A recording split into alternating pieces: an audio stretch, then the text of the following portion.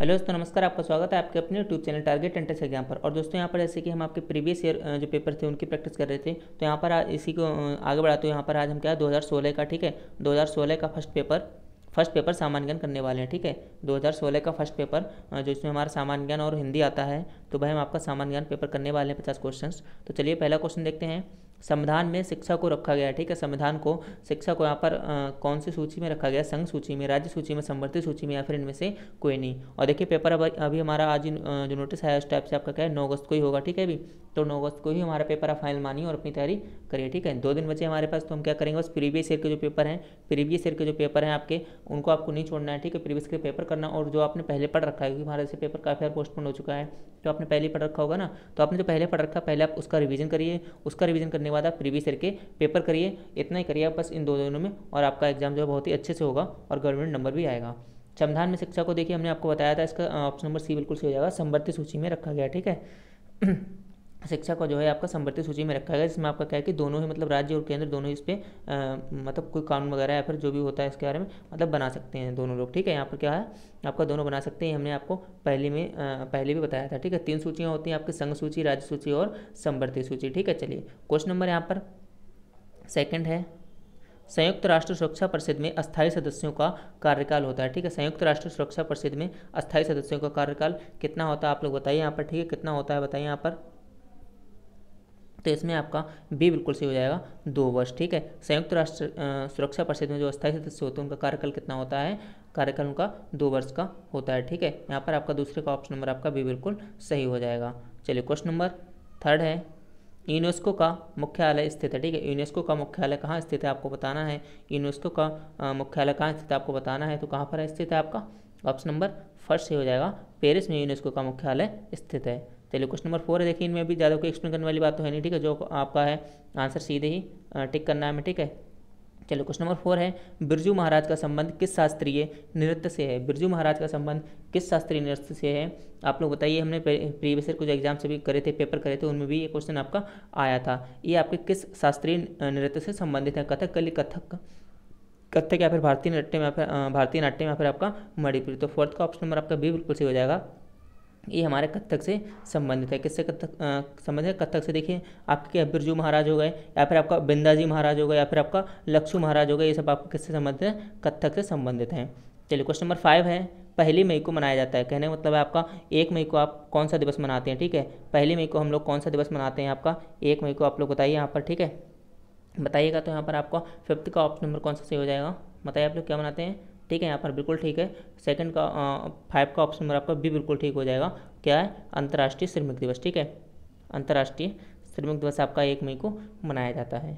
चलिए question number 6 है हमारा, भारत की सर्वाधिक एकड़ भूमि में कौन सी फसल उगाई जाती है? ठीक है, भारत की सर्वाधिक एकड़ भूमि में कौन सी फसल उगाई जाती है? तो ऑप्शन नंबर कौन सा ठीक हो जाएगा आपका? धान। ठीक है, कौन सा ऑप्शन सही हो जाएगा? बिल्कुल आपका धान बिल्कुल सही हो जाएगा। ठीक है, चलिए क्वेश्चन नंबर 7 है, ब्रह्म समाज की स्थापना किसने की थी?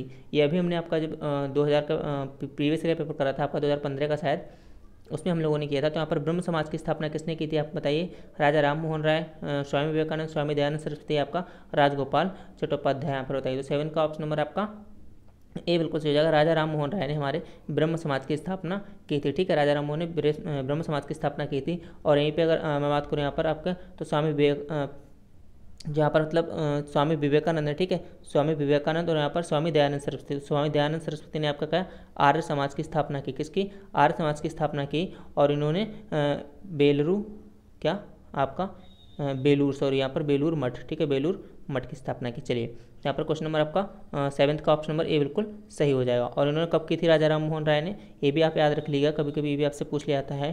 तो 1828 में की थी। चलिए क्वेश्चन नंबर यहाँ पर 8 है, पंचवर्षीय योजना की ड्राफ्ट रूपरेखा का अनुमोदन कौन करता है? पंचवर्षीय योजना की ड्राफ्ट रूपरेखा का अनुमोदन कौन करता है? ऑप्शन नंबर आपका कौन सा हो जाएगा? 6 का ऑप्शन नंबर आपका कौन सा हो जाएगा? सी से हो जाएगा, राष्ट्रीय विकास परिषद। कौन सा सही हो जाएगा आपका? राष्ट्रीय विकास परिषद यहाँ पर सही हो जाएगा। ठीक है, चलिए क्वेश्चन नंबर यहाँ पर 9 है, 1 रुपये के नोट पर किसके हस्ताक्षर होते हैं? ये क्वेश्चन आपका ये जो क्वेश्चन है आपका काफ़ी इंपॉर्टेंट है, और ये कई जगह आपका पूछा जा चुका है काफ़ी सारे कॉम्पिटिटिव एग्जाम्स में। चलिए 1 रुपये के नोट पर किसके हस्ताक्षर होते हैं? आपका ऑप्शन नंबर ए बिल्कुल सही हो जाएगा, वित्त सचिव के हस्ताक्षर होते हैं। बाकी में आपके किसके होते हैं? बाकी में आपके किसके होते हैं, बैंक ऑफ इंडिया के यहाँ पर गवर्नर के, ठीक है। चलिए क्वेश्चन नंबर 10 है, निम्नलिखित में सरोद के परिवर्तक हैं, निम्नलिखित में सरोद के परिवर्तक हैं। आपको 10वीं का आंसर देना, बताइए आप लोग यहाँ पर क्या होते हैं, परिवर्तक कौन है यहाँ पर। 10th का ऑप्शन नंबर आपका ए बिल्कुल सही हो जाएगा, अमजद अली खान, ठीक है, अमजद अली खान, ऑप्शन नंबर आपका ए बिल्कुल सही हो जाएगा, अमजद अली खान, ठीक है। चलिए क्वेश्चन नंबर आपका ये आपके जो है सरोद वादन के क्या है आपका कलाकार हैं, ठीक है, सरोद वादन के कलाकार आपके कौन है, अमजद अली खान। चलिए क्वेश्चन नंबर 11 है, उत्तर प्रदेश में कौन सा प्राचीनतम विश्वविद्यालय, ये भी आपका क्वेश्चन अपने आप में काफ़ी महत्वपूर्ण है और कई बार आपका पूछा जा चुका है। तो यहाँ पर आपका 12th का ऑप्शन 11 का ऑप्शन नंबर कौन सा सही हो जाएगा, आपका डी बिल्कुल सही हो जाएगा। जो हमारा इलाहाबाद विश्वविद्यालय, ये हमारा सबसे प्राचीनतम विश्वविद्यालय है, कि सबसे प्राचीनतम विश्वविद्यालय, और इसकी स्थापना 1887 ईस्वी में हुई थी, ठीक है, 1887 ईस्वी में हुई थी। चलिए क्वेश्चन नंबर यहाँ पर 12 है, विश्वविख्यात रॉक गार्डन कहाँ स्थित है। आपको बताना है कि जो रॉक गार्डन है वह आपका कहाँ स्थित है। तो 12th का हमारा ऑप्शन नंबर क्या हो जाएगा, विश्वविख्यात रॉक गार्डन आपका कहाँ स्थित है, तो ये हमारा चंडीगढ़ में स्थित है। रॉक गार्डन कहाँ हमारा स्थित है, चंडीगढ़ में स्थित है।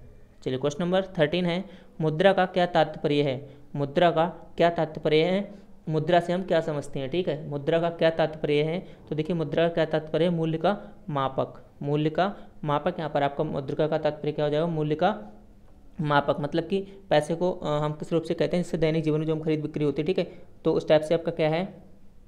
यहाँ पर देखिए सिक्के और कागज़ दोनों की नोट आते हैं, जो हमारा मुद्रा होती है, सिक्के मतलब सिक्के भी आपके आते हैं, ठीक है, जो आपके होते हैं सिक्के, और क्या है हमारा कागज़ के नोट भी आते हैं। तो ये सब क्या होते हैं, हमारे मूल्य का एक मापक होते हैं, ठीक है, मूल्य के मापक होते हैं। हमारे यहाँ की मुद्रा आपको पता ही क्या है, रुपया हमारे यहाँ की मुद्रा है, ठीक है, तो आपको पता ही है। चलिए क्वेश्चन नंबर 14 है, राष्ट्रीय तेल एवं प्राकृतिक गैस आयोग का मुख्यालय कहाँ स्थित है। राष्ट्रीय तेल एवं प्राकृतिक गैस आयोग का मुख्यालय कहाँ स्थित है, आपको बताना है। तो 14 का ऑप्शन नंबर हमारा क्या हो जाएगा, ठीक है, राष्ट्रीय तेल और प्राकृतिक गैस आयोग का मुख्यालय कहाँ स्थित है आपका, ठीक है, तो ये हमारा यहाँ पर देहरादून में स्थित है। कहाँ पर, देहरादून में स्थित है, तो आपका ऑप्शन नंबर बी बिल्कुल सही हो जाएगा। चलिए क्वेश्चन नंबर 15 है, परमाणु परीक्षण स्थल पोखरण किस राज्य में स्थित है। देखिए जो अभी क्वेश्चन से इनमें कुछ ज़्यादा एक्सप्लेन करने वाली बात तो है नहीं, तो मैं यहाँ पर आपको डायरेक्ट आंसर ही बता रहा हूँ। कुछ चीज़ें ऐसी होती हैं जो हमें याद करनी होती है, ठीक है, तो इनका आपको डायरेक्ट आंसर ही आपको देना है, मतलब आपको इसमें समझाने वाली कोई बात है नहीं, ठीक है। तो परमाणु परीक्षण स्थल जो हमारा पोखरण है, अब इसमें आपको क्या बताओगे, सीधे बताओ पोखरण आपका किस राज्य में स्थित है, आपको पता है तो आप बताइएगा।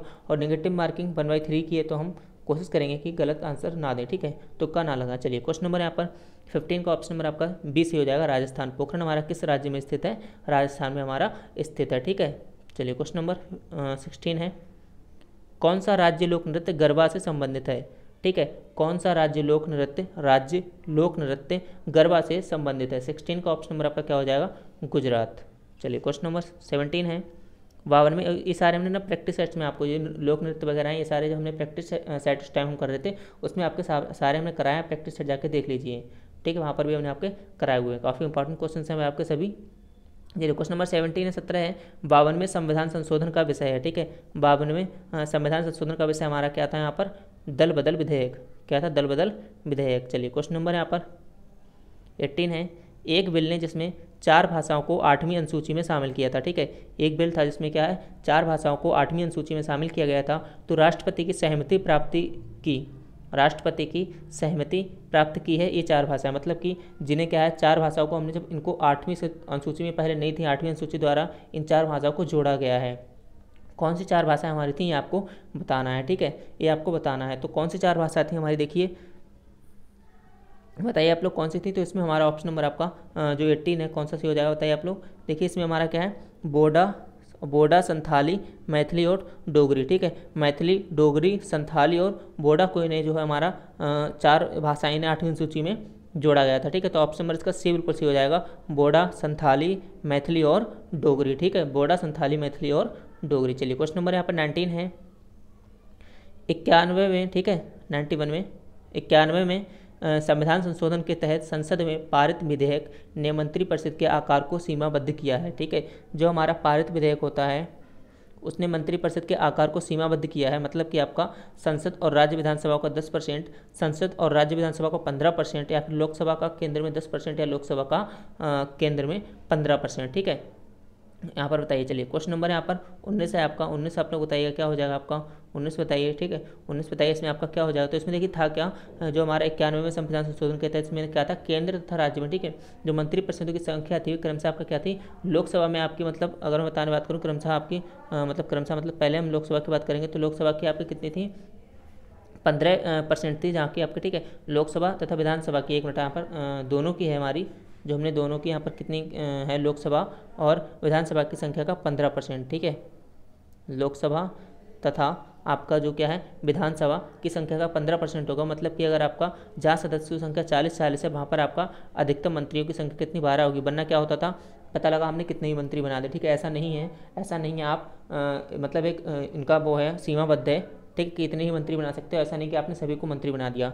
तो कितने को मंत्री बना सकते हैं, ऑप्शन नंबर कौन सा सही हो जाएगा, बी बिल्कुल सही हो जाएगा। संसद और राज्यसभाओं का, राज्य विधानसभाओं का 15%, ठीक है, 15% आपके जो है मंत्री बना सकते हैं। ऐसा नहीं कि आपने सभी को यहाँ पर मंत्री बना दिया। ठीक है, तो अधिकतम इस टाइप से आपका मंत्री संख्या कितनी हो जाएगी, संसद और राज्यसभा विधानसभाओं का 15%, ध्यान रखिएगा। ठीक है, चलिए क्वेश्चन नंबर 20 है, उस ईरानी नगर का नाम बताइए जहाँ भूचाल ने ऐसी तबाही मचाई कि 20,000 लोगों से अधिक की मौत हो गई। ठीक है, समझिएगा कितना बड़ा भूचाल रहा होगा ये, 20,000 लोगों से अधिक की मौत हो गई। तो किस ईरानी नगर में ही हुआ था आप बताइएगा। तो 20 का ऑप्शन नंबर आपका 20 ही हो जाएगा, बम। ठीक है, याद रख सकना, बम से याद रख सकते हैं ना, बम फटा था, इस टाइप से आप याद रख सकते हैं। यहाँ पर क्या होगा, बम। तो 20 का हमारा ऑप्शन नंबर बी बिल्कुल सही हो जाएगा। चलिए यहाँ पर 21 है, महात्मा गांधी जी की आत्मकथा का क्या नाम है। जो महात्मा जी की आत्मकथा है उसका क्या नाम है आपको बताना है।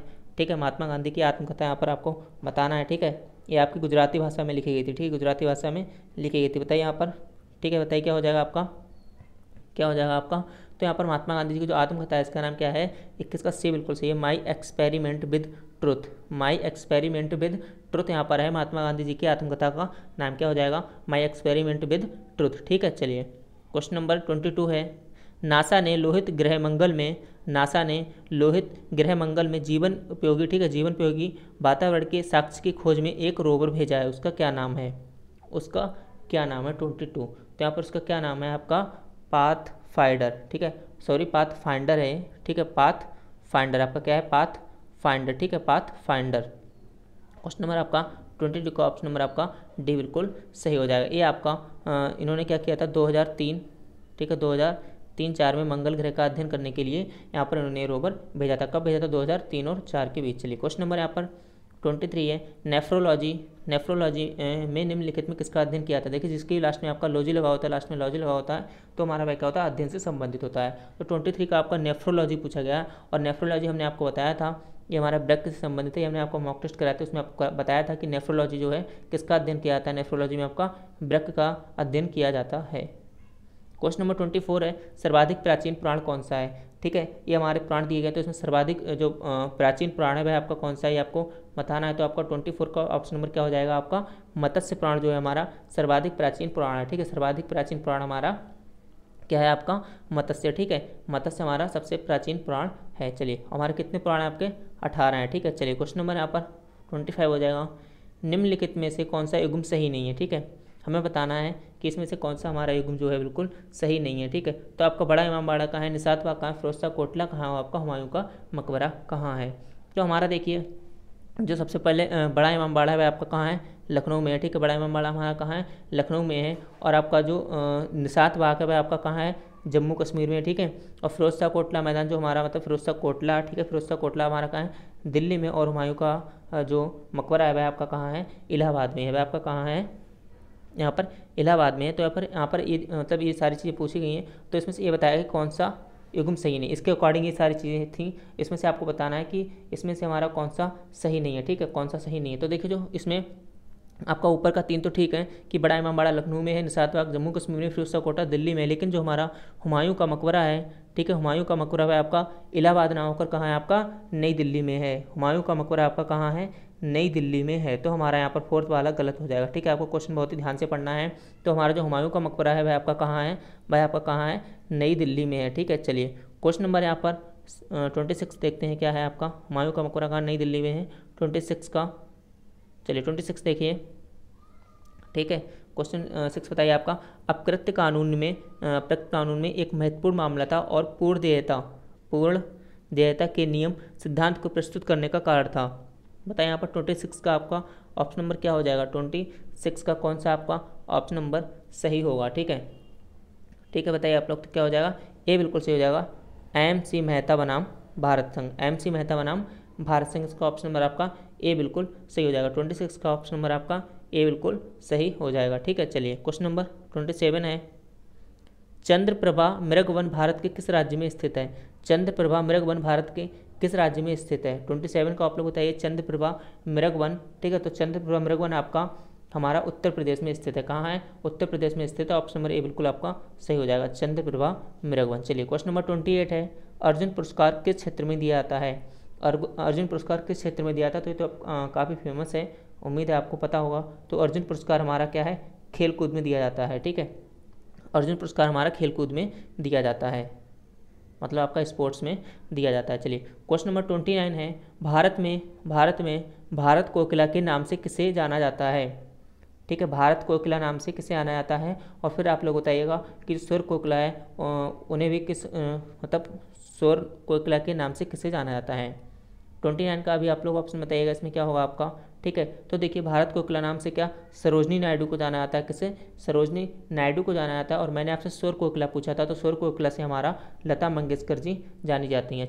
ठीक है, चलिए क्वेश्चन नंबर यहाँ पर 29। चलिए इसका और भी अगर मैं देख लूँ यहाँ पर, तो जो इंदिरा गांधी जी हैं वह हमारी क्या कहलाती हैं, लौह पुरुष कहलाती है। देखिए आपका ये क्वेश्चन में यहाँ पर 4 क्वेश्चन हो जाएंगे। ठीक है, ये क्या कहलाती है, वही लौह पुरुष कहलाती हैं। और ये हमारी क्या है, भारतीय एथलेटिक्स की गोल्डन गर्ल, इन्हें गोल्डन गर्ल भी कहा जाता है।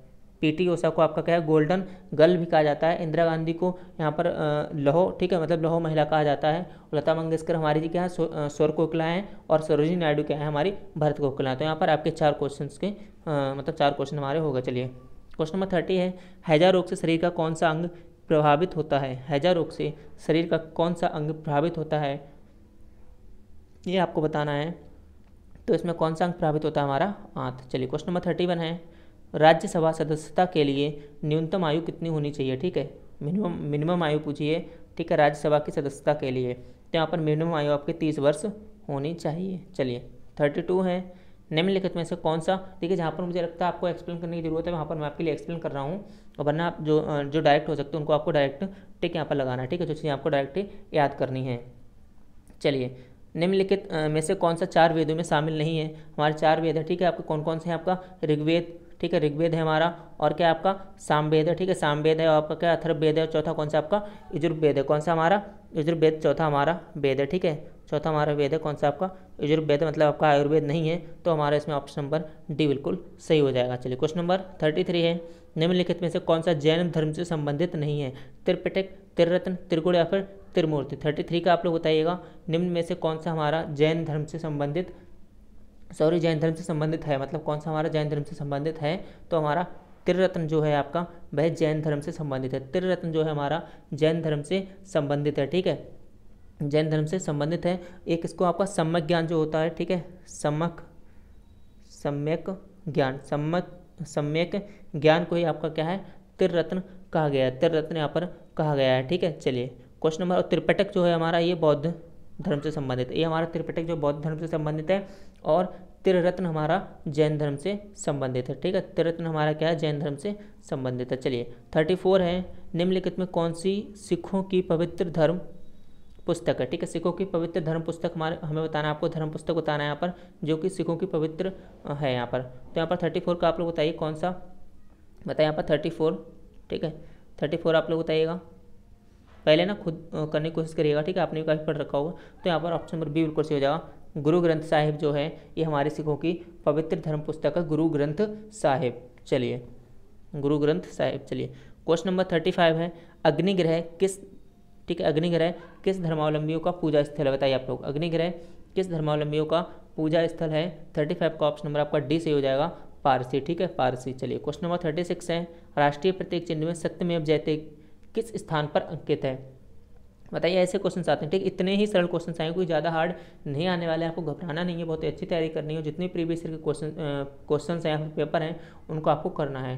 तो हमारा 36 का ऑप्शन नंबर क्या हो जाएगा, सबसे कहाँ पर होता है, सबसे नीचे लिखा हुआ होता है सत्यमेव जयते। ठीक है, चलिए क्वेश्चन नंबर 37 है, भारतीय का राष्ट्रीय पक्षी कौन सा बताइए। आपका इस टाइप के ही पेपर आएंगे, ठीक है, इस टाइप के पेपर ही आपका आएगा। 37 बताइए भारत का राष्ट्रीय पक्षी इसमें से कौन सा है, ठीक है, तो आपका क्या है, भारत का राष्ट्रीय पक्षी हमारा मयूर है। 37 का ऑप्शन नंबर आपका ए बिल्कुल सही हो जाएगा। राष्ट्रीय पक्षी कौन सा है आपका, मयूर है। चलिए क्वेश्चन नंबर 38 है, सिंधु घाटी सभ्यता के पतन का संभावित कारण क्या रहा, ठीक है, संभावित कारण क्या हो सकता है सिंधु घाटी सभ्यता के पतन का। 38 का आप लोग बताएंगे आंसर क्या होगा आपका, अचानक और बार बार बाढ़ आना, ठीक है, बार बार, क्योंकि हमारा क्या था, नदी के किनारे बसे थे, ठीक है, सिंधु घाटी सभ्यता क्या था, हमारा नदी के किनारे बसी थी आपका, तो इसमें से क्या था, वहाँ पर बार बार बाढ़ आती थी, ये इनके पतन का संभावित कारण हो सकता है। चलिए क्वेश्चन नंबर 39 है, चरक संहिता निम्नलिखित में से किससे संबंधित है।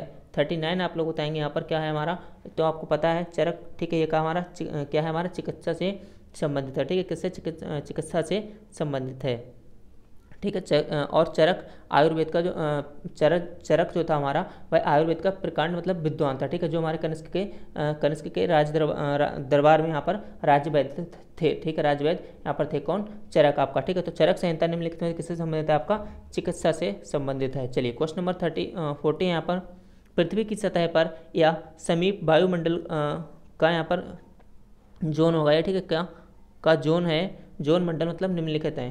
पृथ्वी की सतह पर हम कह सकते हैं, या फिर वायुमंडल का जोन कौन है, इसमें आप लोग बताइए, ठीक है।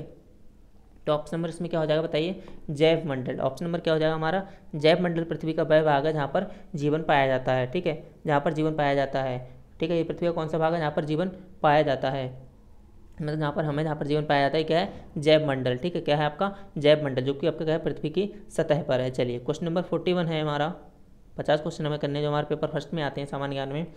तो यहाँ पर निम्नलिखित में से किस नदी के मुहाने पर डेल्टा नहीं है, ये क्वेश्चन हम कर चुके हैं, गलत नहीं होना चाहिए। किस नदी के मुहाने पर डेल्टा नहीं है, तो हमने आपको बताया था ताप्ती नदी डेल्टा नहीं बनाती, ठीक है, डेल्टा यहाँ पर नहीं बनाती। चलिए क्वेश्चन नंबर 42 है, निम्नलिखित में से किसको भारतीय नेपोलियन कहा जाता है। भारतीय नेपोलियन निम्न में से किसको कहा जाता है, भारतीय नेपोलियन यहाँ पर बताइए आप लोग किसको कहा जाता है, समुद्रगुप्त को कहा जाता है। 42 का ऑप्शन नंबर आपका बी बिल्कुल सही हो जाएगा। चलिए क्वेश्चन नंबर 43 है, मौर्य साम्राज्य की राजधानी कहाँ थी, ठीक है, चंद्रगुप्त मौर्य थे, ठीक है, तो मौर्य साम्राज्य की राजधानी कहाँ स्थित थी, कहाँ थी आपकी, ठीक है, पाटलिपुत्र में इनकी राजधानी स्थित थी। 43 का आपका बी बिल्कुल सही हो जाएगा। मौर्य साम्राज्य की राजधानी आपकी कहाँ थी, पाटलिपुत्र में थी। चलिए क्वेश्चन नंबर यहाँ पर 44 है, सन 1943 में नेताजी सुभाष चंद्र बोस ने भारत आज़ाद कराने के लिए कहाँ एक अस्थायी सरकार की घोषणा की थी, कहाँ एक अस्थायी सरकार की घोषणा की थी, कहाँ की थी आपका बताना है आपको। तो इन्होंने 1943 में, ठीक है, 1943 में आपको बताना है कहाँ, आपका कोलंबो, ठीक है, ऑप्शन नंबर आपका ए बिल्कुल सही हो जाएगा, कोलंबो, ठीक है, इन्होंने क्या है, ऑप्शन नंबर ए बिल्कुल सही हो जाएगा आपका, कोलंबो में यहाँ पर इन्होंने अस्थायी सरकार की स्थापना की थी, जो क्या दिल्ली चलो का नारा दिया था, दिल्ली चलो का नारा इन्होंने दिया था, ठीक है, दिल्ली चलो का। चलिए कोलंबो हो जाएगा आपका ऑप्शन नंबर 1 सही फर्स्ट यहाँ पर। चलिए क्वेश्चन नंबर 45 है, ओपेक देशों में कौन सा सर्वाधिक खनिज तेल का उत्पादन करता है।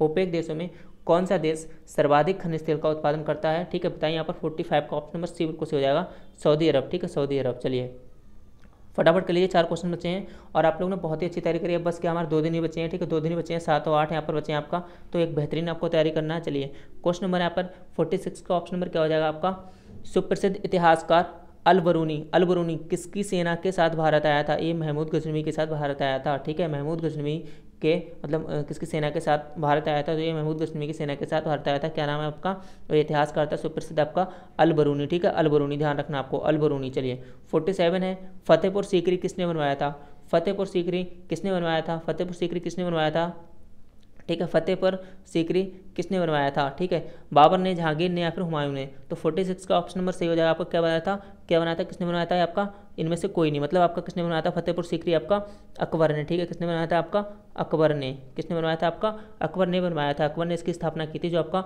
आगरा से लगभग 22 मील दक्षिण में स्थित है, 22 मील दक्षिण में स्थित है। चलिए तो किसने बनाया था फतेहपुर सीकरी, आपका ध्यान रखना आपको, अकबर ने। चलिए भारत की प्रथम महिला शासक कौन थी, भारत की प्रथम महिला शासक कौन थी, भारत की प्रथम महिला शासक कौन थी, आपका रजिया सुल्तान। चलिए क्वेश्चन नंबर 49 है, राज्यसभा के प्रत्येक सदन के सदस्यों का कार्यकाल कितना होता है। ये क्वेश्चन बहुत इंपॉर्टेंट है, ये क्वेश्चन अपने आप में बहुत इंपॉर्टेंट है। यहाँ पर आप लोग बताइएगा, बहुत ही महत्वपूर्ण यहाँ पर है कि राज्यसभा के प्रत्येक सदन के सदस्यों का कार्यकाल कितना होता है, 6 वर्ष होता है। ठीक है, आप ज़्यादातर लोग तुक्का लाए हो 5 वर्ष ही लगाएंगे ना, लेकिन यहाँ पर क्या है, जो राज्यसभा के प्रत्येक सदन के सदस्यों का कार्यकाल होता है कितना, 6 वर्ष होता है। आपको ध्यान रखना, बिल्कुल भी गलत करके नहीं आना। क्वेश्चन नंबर 50 जो हमारा लास्ट है क्वेश्चन आज का, मतलब 2016 का पेपर फर्स्ट का, उपराष्ट्रपति अध्यक्षता करते हैं। उपराष्ट्रपति किसकी अध्यक्षता करते हैं आपको बताना है, तो किसकी करते हैं यहाँ, ये हमारे राज्यसभा की अध्यक्षता करते हैं। ठीक है, राज्यसभा की मतलब अध्यक्षता करते हैं। ठीक है, और हमारा उपराष्ट्रपति क्या होते हैं, राज्यसभा के पदेन सभापति होते हैं। कौन है आपका, पदेन सभापति होते हैं। तो चलिए आज के हमारे 50 क्वेश्चन थे। इसी तरह से अपनी तैयारी करते रहिए, अपनी तैयारी को और बेहतर बनाते रहिए। प्लीज़ वीडियो को लाइक करिएगा, शेयर करिएगा। आप लोग ना मतलब फ्रेंड्स को शेयर नहीं करते, तो हमारे जो भी फ्रेंड्स हैं जितनी बीएड की तैयारी कर रहे हैं, आपके साथ वाले कर रहे हैं या फिर कोई भी कर रहा है, आपका भाई बहन बड़ा जो भी है, तो आप उनको जरूर भी शेयर करिएगा। ठीक है, चलिए अपनी तैयारी करते हैं, तैयारी को और बेहतर बनाते रहिए। जय हिंद, जय भारत।